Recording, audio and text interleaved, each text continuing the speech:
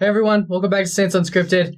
Today we're going to be talking about more of a serious side of our channel. As you guys know, we like to keep it lighthearted, keep it fun.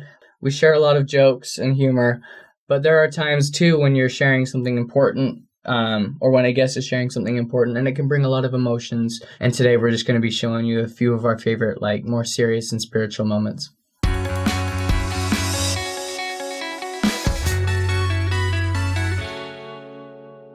I think this highlights the reason Jesus came to earth and lived this perfect sinless life we could never live.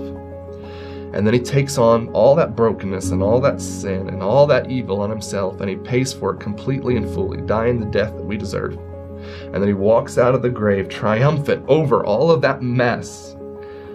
And then he says, take my heart, you can do this, I'll do this for you.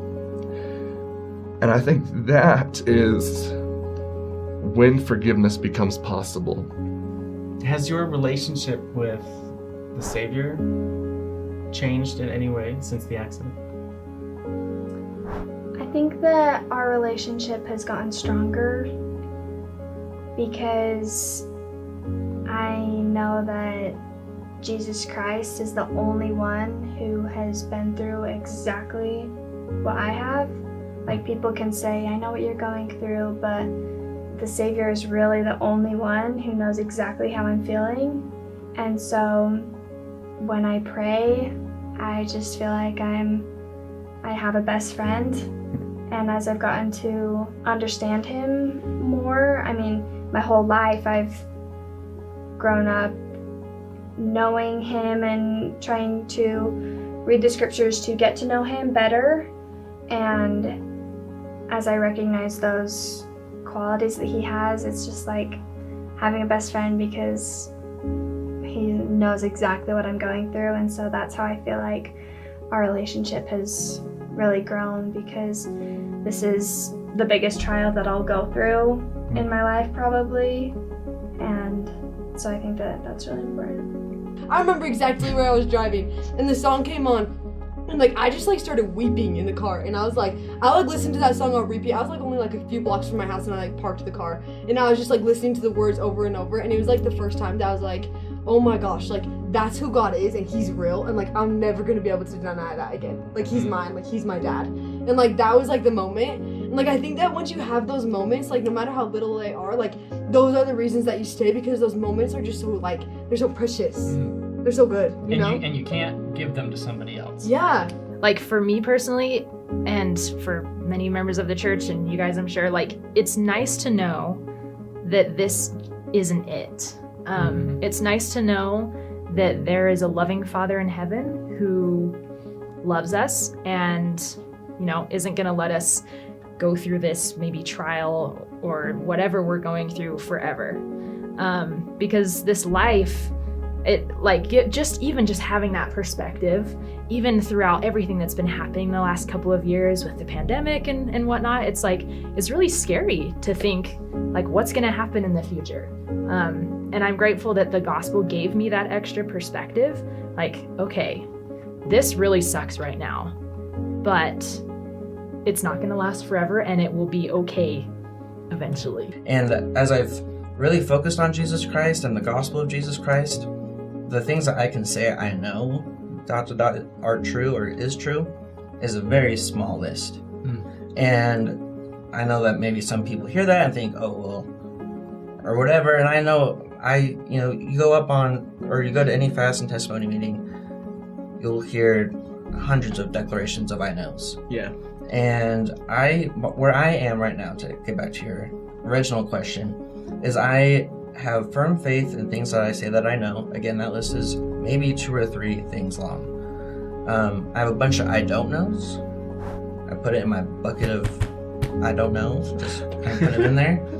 But I have faith in those things. I believe certain things that I don't know, but I believe in. And that's kind of where I am. I focus a lot on my relationship with Jesus Christ. I believe that there are covenants and ordinances that help me facilitate that relationship and have it be at its full potential right now. But there's a lot that I don't know, that I believe in, that I hope in, but that I don't know. It's almost like it's okay not to know everything. Yeah.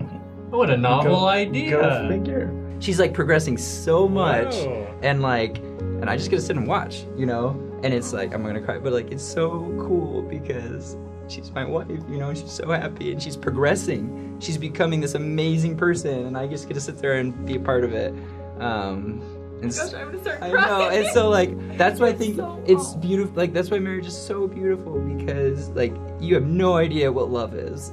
Like you really don't until you are married and are with a person and give your heart to them and they give you theirs. The atonement, that word can be broken down to at one-ment.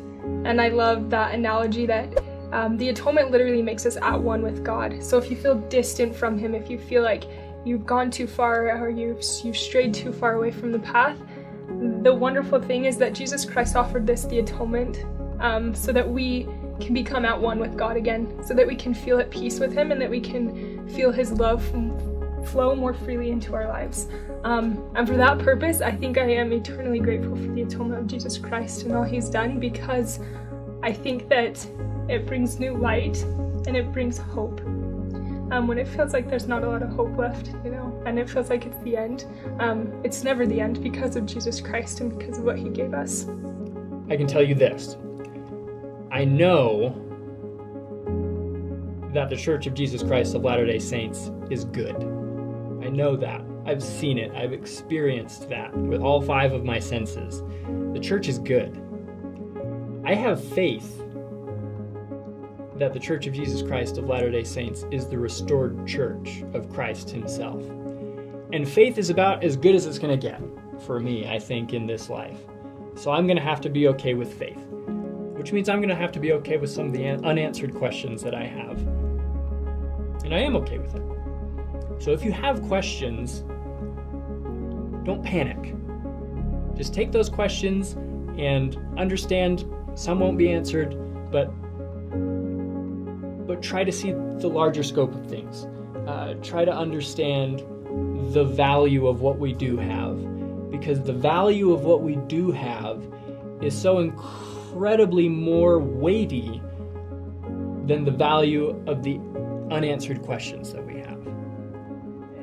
And that's what gets me to church on Sunday, is the value of what we do have.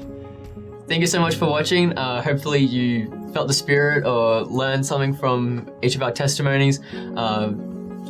Great compilation, I would say. And if you guys would like to share your testimonies, have a spiritual message, anything, you can leave them in the YouTube comment section, message us on Instagram, Facebook, any of our social media, or you can comment, text. Like, we'd love to see it, we'd love to read it. So yeah, thank you so much for watching, and we'll see you next time. This is